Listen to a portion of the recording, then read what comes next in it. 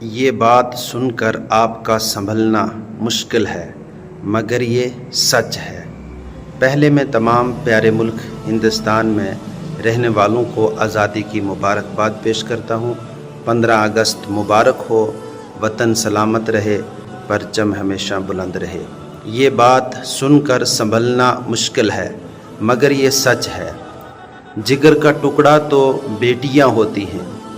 پیار، قربانی، خدمت اور ایثار کا دوسرا نام بیٹی ہے، مگر شجاع آباد کی ایک بیٹی نے اس لفظ کے معنی کو یوں بدل دیا کہ سننے والا سناٹے میں چلا جائے، سننے والا سن کر کے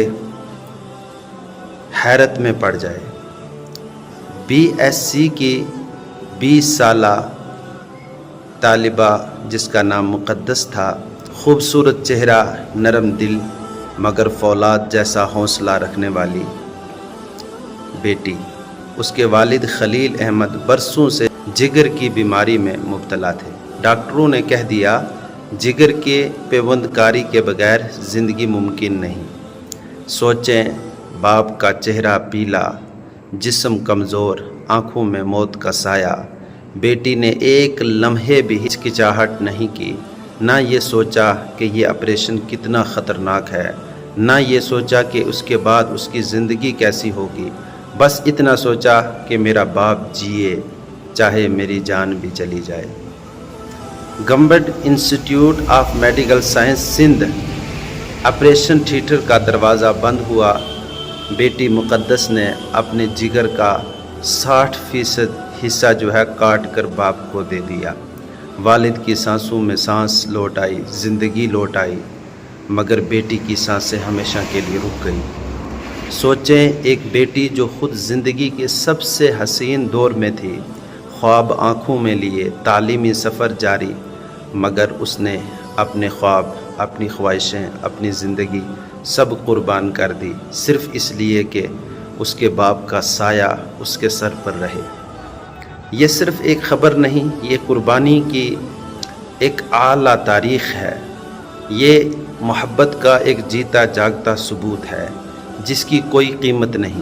دنیا کہتی ہے کہ بیٹیاں رحمت ہیں، اور بیٹی مقدس نے یہ ثابت کر دیا کہ بیٹیاں باپ کے لیے اپنی جان کا بھی آخری قطرہ تک نچھاور کر سکتی ہیں۔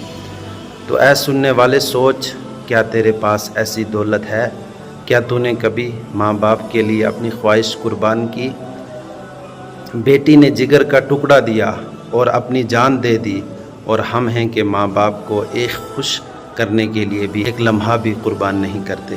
اللہ مقدس کے درجات بلند فرمائے، اس کے والد کو صبر جمیل عطا فرمائے، اور ہمیشہ یہ سمجھ عطا فرمائے کہ بیٹیاں جگر کا ٹکڑا ہی ہوتی ہیں بلکہ جگر کی دھڑکن بھی ہوتی ہیں۔ الحمدللہ، فکر آخرت کے عنوان پر ہم قرآن اور حدیث اور اہل سنت والجماعت کے عقائد پر مبنی دینی اصلاحی پیغام آپ تک پہنچاتے رہتے ہیں۔ میری آپ سب سے مؤدبانہ عاجزانہ گزارش ہے کہ اس چینل کو ضرور آپ فالو کریں، ہر ویڈیو کو آپ ثواب کی نیت سے ضرور شیئر کریں، اور نیک کام میں ہمارا ساتھ دیں تاکہ دین کا پیغام گھر گھر تک پہنچ جائے۔ اور یاد رکھیں، آپ کا ایک کلک، ایک شیئر آپ کے لیے نجات اور بخشش کا ذریعہ بھی بن سکتا ہے۔ اللہ تعالی ہمیں اخلاص کے ساتھ دین کی خدمت کی توفیق عطا فرمائے، آمین۔